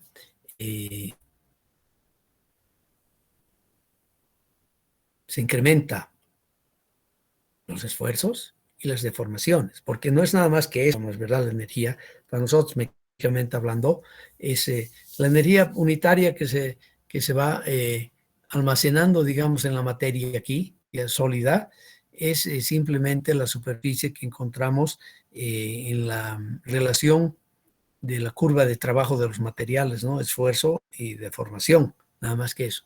Y fíjense ustedes acá, vamos a tener acá, de hecho, mucha energía que se va almacenando.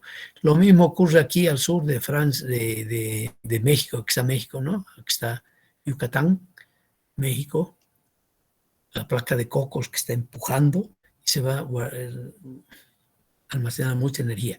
Bien, y que el material resulta que tiene pues un límite para almacenar energía, como cualquier otra cosa, tiene su límite, no es infinito.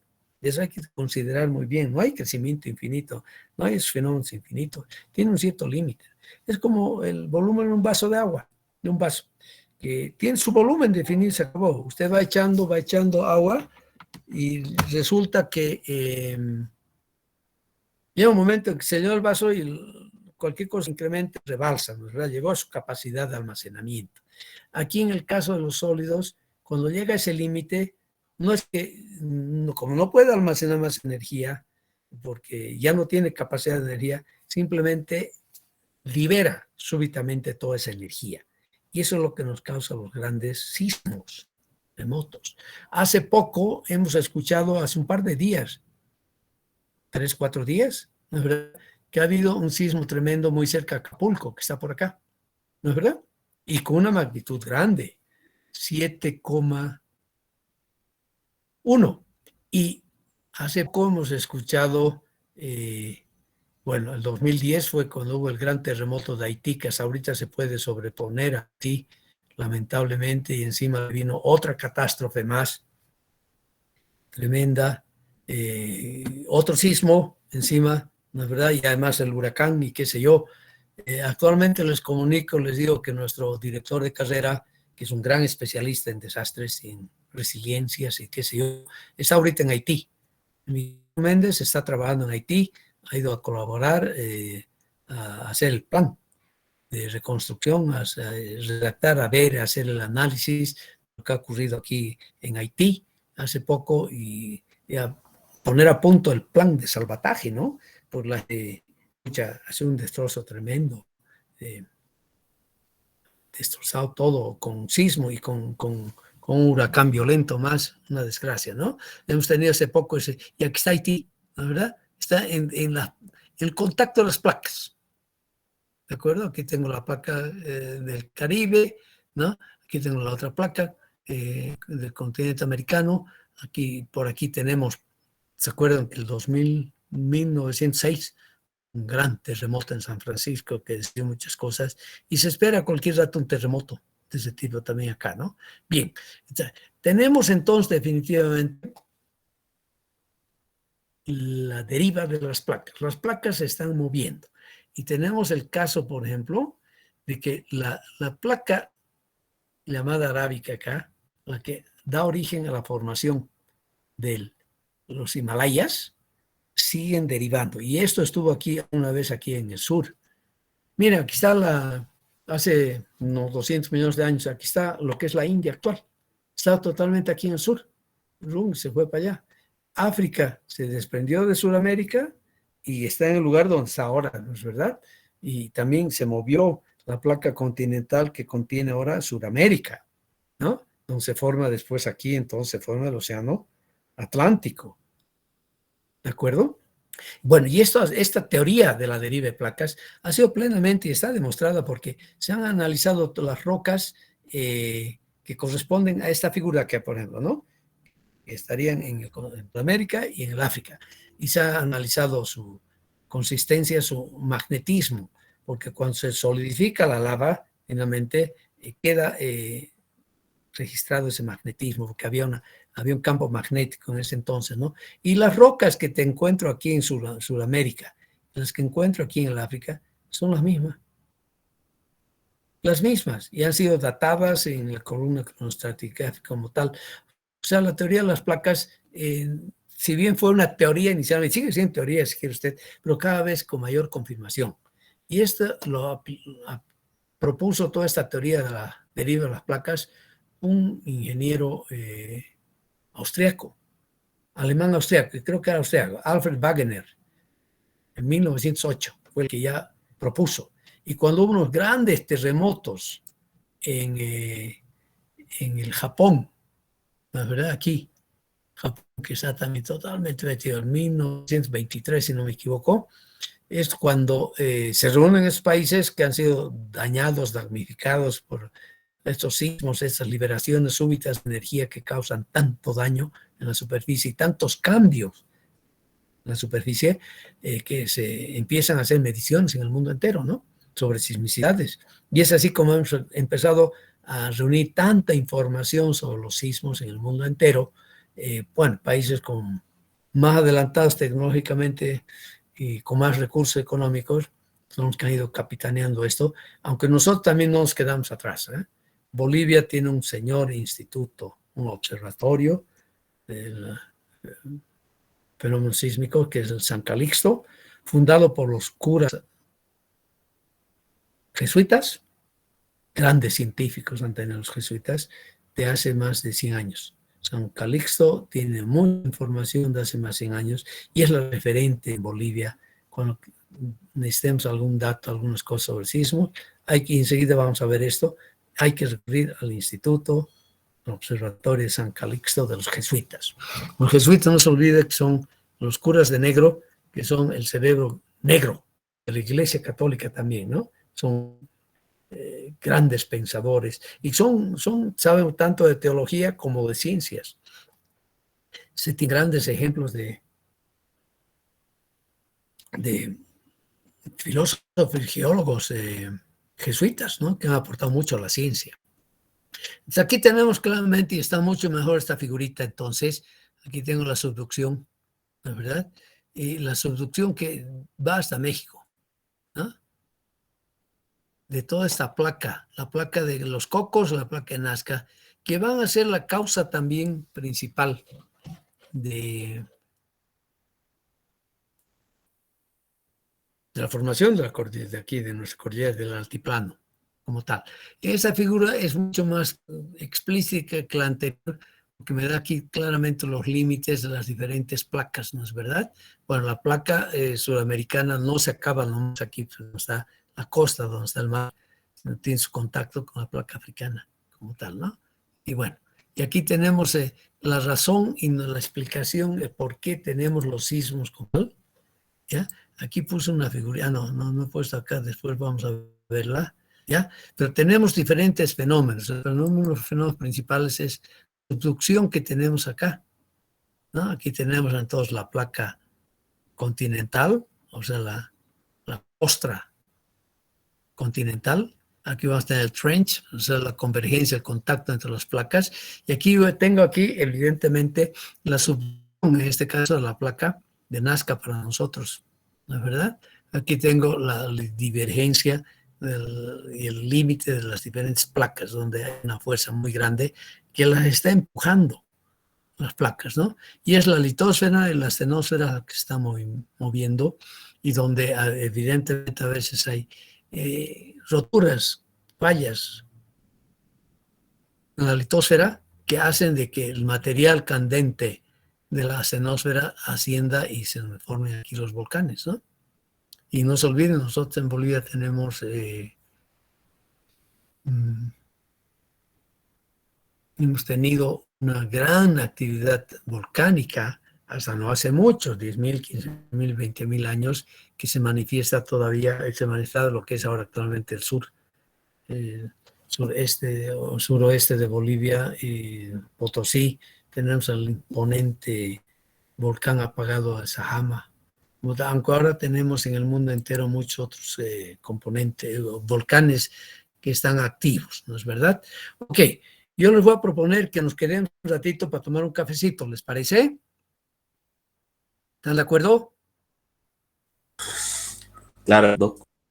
Sí, 10 minutitos, ¿está bien? Para estirar los pies, para mover los pies. Y despuesito vamos a hablar un poco, que es los últimos adelantos que se tienen, la formación de la placa altiplánica, que hasta es nueva, que recién está en plena discusión, pero nosotros la vamos a ver un poquito. Son las últimas publicaciones que se hacen en 2015, ¿no? Muy recientes, que nos explican cómo se forma el altiplano boliviano, ¿no? Y cómo se forma lo que tenemos aquí, cordillera occidental, cordillera oriental, que sí para nosotros es bien importante para efectos prácticos de la planificación del estudio de proyectos que vamos a tener. Ok, entonces yo anoto y nos vamos a quedar 10 minutitos, nos hacemos una pausa, ¿de acuerdo? ¿Están todos de acuerdo? sí, Sí, Mantenemos la conexión, no cambiamos nada acá, ¿ya?